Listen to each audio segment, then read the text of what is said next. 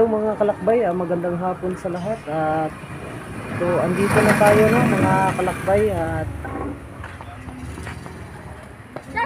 new house at saka dito na tayo nakatira ngayon sa ating munting bahay at simpleng bahay at saka simpleng pamumuhay.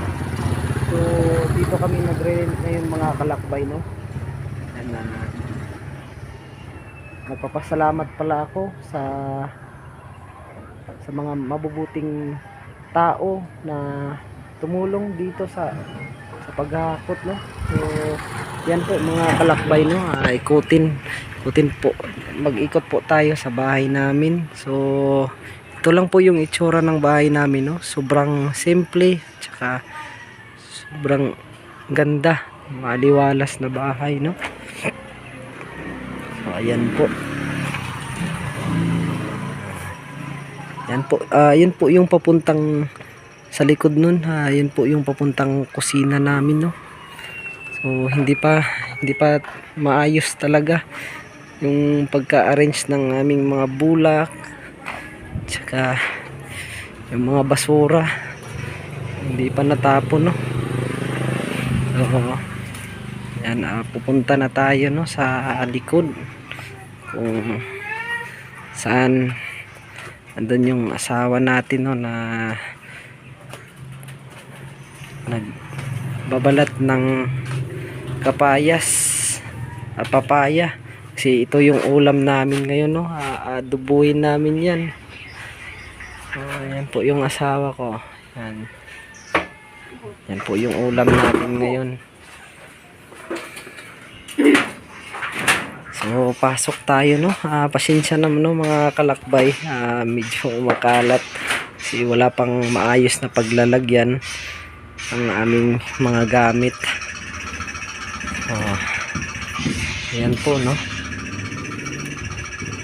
Yan, pasensya na masyado mga kalakbay no, at medyo magulo pa yung kwarto. Ayan, bago lang din nakauwi yung mga anak ko. Ayan, mayroon po ito no, isang parang pwede siyang gawing studio ano, kaso lang may butas no. Ding. So ito po no mga kalakbay, yan,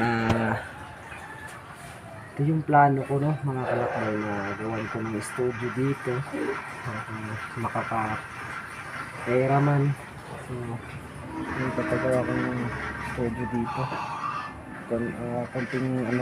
kunting linis lang to, saka mga gamit no, pwede nang paggawa ng studio. Isang simpleng bahay lang no mga kalakbay. Yan, sobrang saya talaga namin dahil nakita namin tong ano no. Yeah, kita namin tong bahay na to, full house to mga kalakbay no, yung pagre-rent namin dito.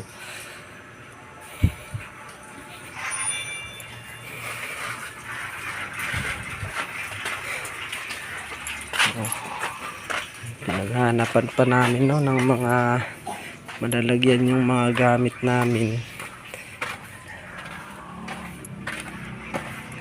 So yung ang kagandahan lang talaga ng mga kalakbay, dahil sobrang secure talaga ng lugar, dahil ano, matataas yung mga pader no. Ayan no.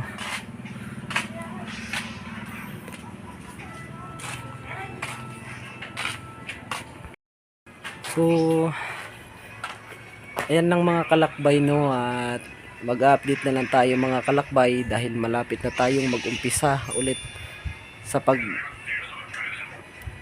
natin no, sa pagtulong ng ating mga mahal sa buhay na mga mahihirap, at galing sa mahirap ibigay sa mahirap. So ayan lang po mga kalakbay, KGP Lakbay Tulong po, at God bless po sa inyong lahat. I'm a lit kid, KGP Lakbay. Tumulong ka agapay, ikay pupuntahan pagkat kami iyong karamay. Kasama mo kami sa hirap ng panahon, maghawak kamay kasama natin ang Panginoon. Tumulong ka agapay, ikay pupuntahan pagkat kami iyong karamay. Kasama mo kami sa hirap ng panahon, maghawak kamay kasama natin ang Panginoon. May kabutihan, mabuting kaibigan, may pagmamahal at handa kanyang tulungan. Yan natin kailangan, ating suportahan ang kasama ng lahat. Kuya Kips kanya pangalan, sa panahon na ikay nag-iisa, huwag ka mag-alala at darating siya. Sasamahan kanya, maabot ang iyong pangarap. Galing sa mahirap, ibigay sa mahirap. Kasama ang Diyos sa aming